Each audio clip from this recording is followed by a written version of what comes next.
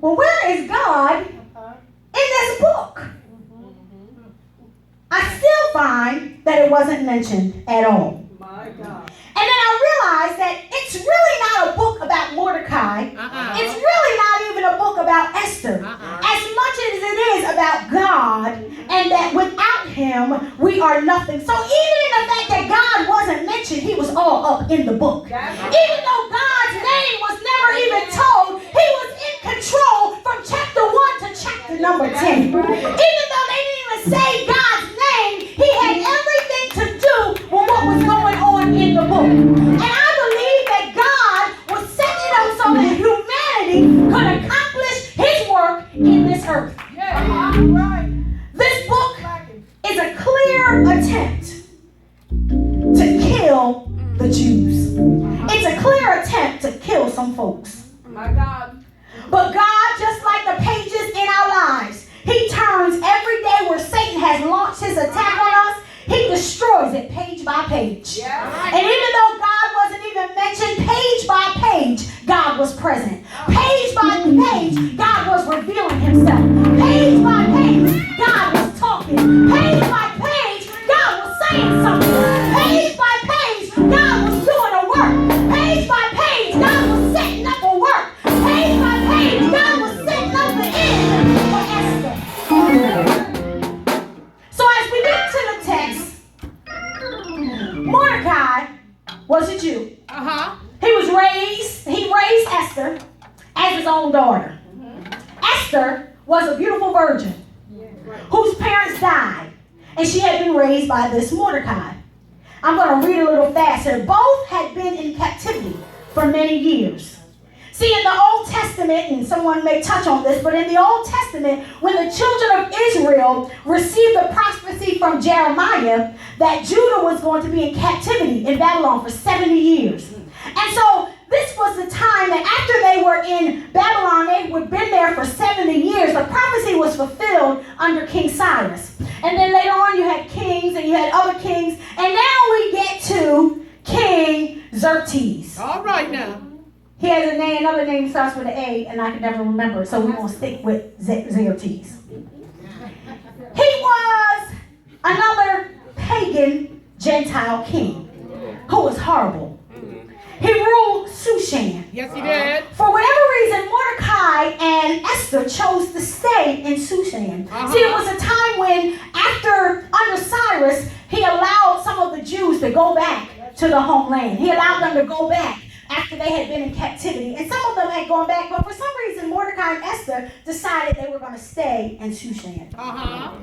And so I don't know if while they were there, they observed the Mosaic Law. I don't know if while they were there, they got so lost in the culture that was already there. I don't know if they understood, what it really meant, being a Jew and what they should have done. They should have understood. But I don't know what was happening or what was really going on in their minds at that time. They were clearly in a culture that was not Jewish. And it presented challenges, I'm sure. Similar to us today.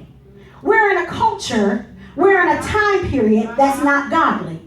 Right appears wrong and wrong appears right. We find Esther in a situation that could not have made her happy. She finds herself being taken in the harem after King Xerxes got rid of his wife Vashti. The king held a party for 180 days to get support for an attack on Greece. He was motivating the people for battle. He had failed in his military mission, and then he got sad. All right. And so he began to indulge himself in things that he found pleasure in. Read between the lines. Drinking, sexual encounters with his harem. After he got rid of his wife, he listened to his advisors who suggested that he had, for the lack of a better word, a beauty pageant. See, he was having a party, and if you read, he called Vashti, and he wanted her to come, and she wouldn't go. And so, because of that, got upset. His advisors told him, have a party, pick yourself a new wife. Pick yourself a new woman. Get yourself somebody. You're the king. You can get somebody. So he sent out an order for all the girls of the proper age to be brought to the palace. Esther was taken. She was placed in his harem, in his group of women, in his group with the wives, and group with the concubines, and in the group with the servants. Esther was beautiful. She was a virgin. She was lovely. The scripture says in Esther 2:7 that she was lovely in her features, or her face, and she was lovely in her form. Look at somebody and say, I'm more than just a pretty face. She was beautiful. She was probably one of the most beautiful women in Shushan. She was good to look at. So from the time of the king's battle to attack the Greeks and the time that Esther became king, it was about a 4-year span. Esther had found favor with Haggai, who was in charge of the harem. So the scripture says that she pleased him and she found favor with him. So he provided her with some cosmetics and some food and some personal staff that would help her become more beautiful. Because what would happen was, when she became part of his harem, she had the opportunity to now get ready to go before the king so that he could select his queen. Yes, sir. He was going to select his new queen. And the reason why I want to take time with this, because it goes with the fact that we're not just a pretty face. So Esther she got food, she got cosmetics, found favor in his sight. She was able to get all the things she needed to help make her even more beautiful. Yes, she did. Before she went before the king. Look at somebody and say, I'm more than just a pretty face. She and her maids were even transferred to the best palace in the harem. Esther was given 1 year to prepare to go meet the king. Oh, yes, she was. She was given 1 year to prepare for her one night. Y'all watch the movie, right? Yeah. One night with the king. She had a whole year to get herself together and become more beautiful than anyone else in the harem for her one night with the king. My God. So she had 6 months worth of oil treatments. She had spices. She had cosmetic treatments. Kind of like today. Any of you ever been to the spa? She got a facial. She got a full body massage. She got a stone massage. She got exfoliation in her face. She got a deep tissue massage. She got a Swedish massage. Oh, what joy. Oh, what joy. Swedish massage. The king was focused on her outward beauty. Yes, he was. The king was focused on her outward appearance. Yeah. Anybody that gives you 1 whole year to prepare yourself to go in to see him, he was only concerned about what he saw on the outside. And I'm sure he was concerned with the pleasure that he would get of what he saw on the outside. Preach the word. She had the best spa treatment that she could get.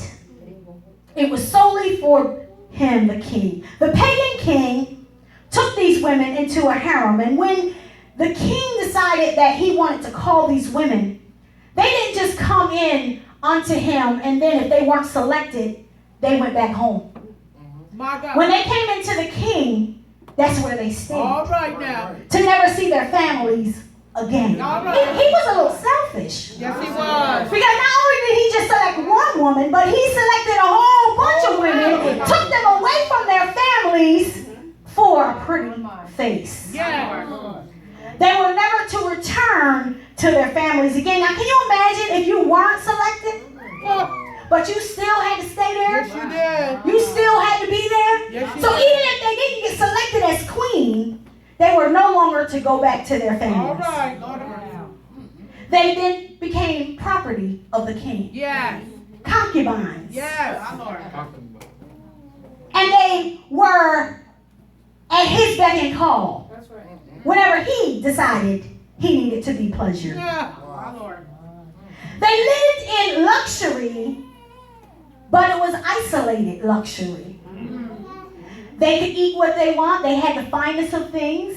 They had these spa treatments. They had all these things, but it was isolated. What kind of life is that? All right. So she was ultimately chose. But what transpired after this is amazing to me. So King Xerxes appoints a man named Haman to be his top man. He wants all the royal officials to honor him. But the king wanted them to honor him, but Mordecai wouldn't do it. He was Esther's uncle. He would not do it. All So